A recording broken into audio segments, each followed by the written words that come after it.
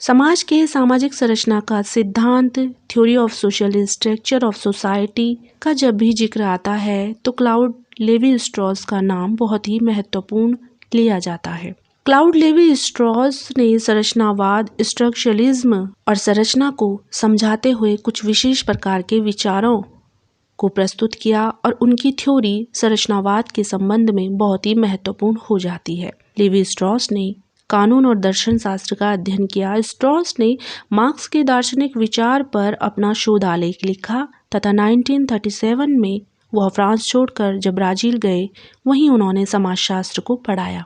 Straws ने अपना शोध कार्य मानवशास्त्र एंथ्रोपोलॉजी में पूरा किया। 1949 में उनकी book the elementary structure of kinship यानी कि नातेदारी की प्रारंभिक संरचनाओं में संरचनावाद की उन्होंने रूपरेखा प्रस्तुत की। लेवी स्ट्रॉस की संरचना की जो अवधारणा है वह आनुभाविक संरचना के समकक्ष बिल्कुल भी नहीं है, जैसे कि हम ब्राउन की थ्योरी को पढ़ते हुए महसूस करते हैं या पाते हैं। जब हम ब्राउन को पढ़ते हैं तो वहाँ ब्राउन की सामाजिक संरचना एक ढांचे, चाहे वो मकान या फिर शरीर के ढांचे से तुलना करते हुए ढांचे के प्रकट रूप को या मूर्त रूप को समझाते हैं और उनकी संरचना को पढ़ते हुए संरचना के बारे में एक मूर्त भाव भी महसूस होता है। पर अगर लेवी स्ट्रॉस की संरचना की बात की जाए तो उन्हीं के अनुसार वह यह मानते हैं कि संरचना कोई प्रेक्षणीय, वेंटेज, अवलोकनीय या ऑब्जर्वेटिव यथार्थता रियलिटी नहीं है। यह एक तार्किक आधार पर निर्मित एक अमूर्त एब्स्ट्रैक्ट प्रतिरूप, प्रारूप या मॉडल है जिसकी रचना घटना के विश्लेषण के द्वारा होती है। यानी कि घटनाओं के विश्लेषण को जब हम प्रस्तुत करते हैं या उनके बारे में सोचते हैं, समझते हैं, तब संरचना का भाव मस्तिष्क में पैदा होता है।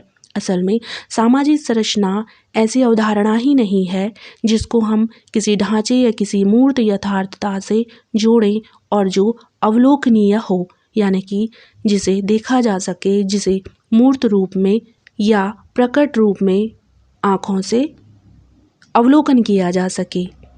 लेवी स्ट्रॉस की यही विशेषता है कि उनका संरचनावाद और उनकी संरचना का जो सिद्धांत है वह मूर्त नहीं बल्कि अमूर्त और भावनात्मक और मस्तिष्क के पहलुओं से उत्पन्न होता है। वह कहीं भी मूर्त नहीं बल्कि अमूर्तता की बात करते हैं और अमूर्तता को सामाजिक संरचना से जोड़कर प्रकट करते हैं, बताते हैं, समझाते हैं।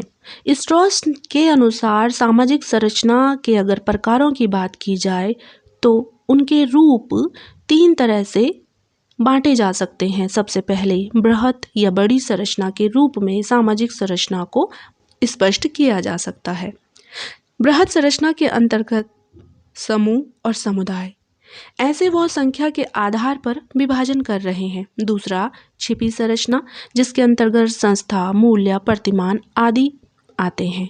हम सभी जानते हैं कि संस्थाएं नियम, कार्य प्रणालियों की एक व्यवस्था का नाम है जो कि दिखती नहीं है, परंतु संस्थाओं का सामाजिक संरचना समाज और व्यक्ति के जीवन में बहुत महत्वपूर्ण योगदान होता है और इनका प्रभाव, इनका इन्फ्लुएंस व्यक्ति की पूरी लाइफ जर्नी में प्रत्यक्ष से ज़्यादा अप्रत्यक्ष रूप से प्रभावी रहती है, चाहे वो परिवार है, शिक्षा है, विवाह है, धर्म है।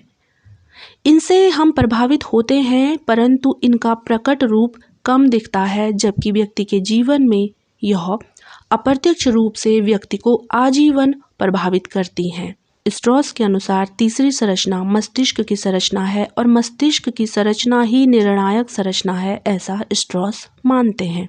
मस्तिष्क द्वारा ही समाज का निर्माण संभव है तथा नातेदारी, मिथकों का निर्माण व इन्हें व्यवहार का अंग बनाना मस्तिष्क के द्वारा संभव है।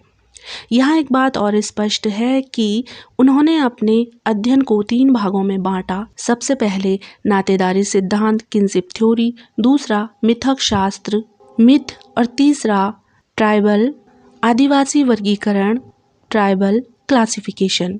आदिवासी वर्गीकरण की प्रकृति का विश्लेषण भी उन्होंने अपने सिद्धांत के दौरान। जब वो नातेदारी की बात करते हैं तो नातेदारी की रचना में वह पारस्परिकता और विनिमय की प्रक्रियाओं को महत्वपूर्ण मानते हैं। दूसरा, नातेदारी को जन्म देने के लिए विवाह सिद्धांत अलायंस थ्योरी को वह समाज का प्रमुख आधार मानते हैं और वो विवाह सिद्धांत को अलायंस थ्योरी मानते हैं।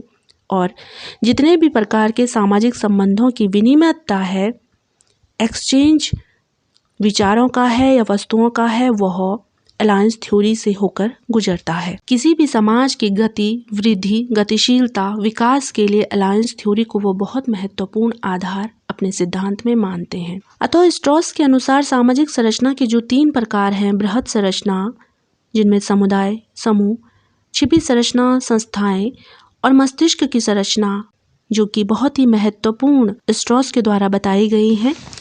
मस्तिष्क की संरचना को वो इतना महत्वपूर्ण मानते हैं कि संस्कृति मस्तिष्क की अंतर्निष्ठ संरचना का ही बाह्य चित्र है, ऐसा वह मानते हैं। लेवी के अनुसार संस्कृति, जो कि संरचना का बहुत महत्वपूर्ण अंग है, संस्कृति एक मानसिक संरचना से उभरती है। जो स्ट्रॉस के अनुसार सामाजिक संरचना के अंतर्गत जब संस्कृति की बात हो रही हो और संस्कृति के भी भौतिक अभौतिक पक्षों की बात हो रही हो, और अगर भौतिक पक्षों को भी समझें तो संस्कृति के जो दृष्टिगत, लौकिक, बाह्य या भौतिक जो भी पक्ष हैं, उनके पीछे मानव मस्तिष्क काम करता है। इस कारण संस्कृतियाँ सार्वभौमिक होती हैं। दूसरे शब्दों में कला, संस्कार, प्रतिमान, भाषा, विचार, जो कि संस्कृति की ही अभिव्यक्तियाँ हैं, प्रदर्शन हैं, एवं संस्कृति मानव व्यक्ति के मस्तिष्क की अंतर्निष्ठ आंतरिक संरचना का एक बाह्य चित्रण है, बाह्य अभिव्यक्ति है। इस अभिव्यक्ति से समाज का निर्माण होता है, संरचना का गठन होता है और सामाजिक संरचना विकसित होती है। अपने ऐसी व्याख्या वह अपने संरचनावाद स्ट्रक्चरलिज्म की थ्योरी में देते हैं। अतः सारांशतः स्ट्रॉस सामाजिक संरचना को एक यथार्थता, एक मूर्तता के स्थान पर एक मस्तिष्कीय या मानसिक संरचना का आधार मानते हैं, मानसिक संरचना मानते हैं। एक सामाजिक संरचना का आनुभाविक वास्तविकता से कोई प्रत्यक्ष सरोकार नहीं है, बल्कि सामाजिक संरचना तो एक मॉडल, प्रतिरूप, प्रारूप के रूप में है जो मात्र अमूर्तता को प्रकट करता है। तथा स्ट्रॉस ने अपने सिद्धांत के, अपने अध्ययन के 3 भाग करते हुए नातेदारी, मिथक और जनजातियों के आधार पर ही सामाजिक संरचना का गठन माना है। जब वह संरचना के प्रकार बताते हैं तो बृहत, छिपी और मस्तिष्क की संरचना को उल्लेख करते हैं। मस्तिष्क की संरचना को वह बहुत महत्वपूर्ण मानते हैं और उनका मानना है कि मस्तिष्क की संरचना द्वारा यह तीनों पक्ष, नातेदारी, मिथक और जनजातीयता, विकसित होती है, निर्मित होती है। इसलिए यह तीनों सार्वभौमिकता के सिद्धांत के अनुसार सभी समाजों में व्याप्त हैं। स्ट्रॉस के अध्ययन के जो 3 भाग हैं, जिसके भीतर नातेदारी, kinship theory, alliance theory, myth और ट्राइबल क्लासिफिकेशन, आदिवासी वर्गीकरण की प्रकृति का विश्लेषण हम आगे भी करते रहेंगे। अतः लेवी स्ट्रॉस के संरचनावाद में संरचना कोई प्रेक्षणीय, अवलोकनीय यथार्थता नहीं, बल्कि संरचना एक तार्किक आधार पर निर्मित एक अमूर्त प्रतिरूप है, जिसकी रचना घटना के विश्लेषण द्वारा होती है। और घटना का विश्लेषण का जो महत्वपूर्ण आधार है वो मस्तिष्क है, अमूर्त है, चाहे वो संस्कृति के विभिन्न तत्व ही क्यों ना हो। उन संस्कृति के विभिन्न तत्वों का निर्माण मस्तिष्क की अंतर्निष्ठ संरचना के द्वारा किया गया है।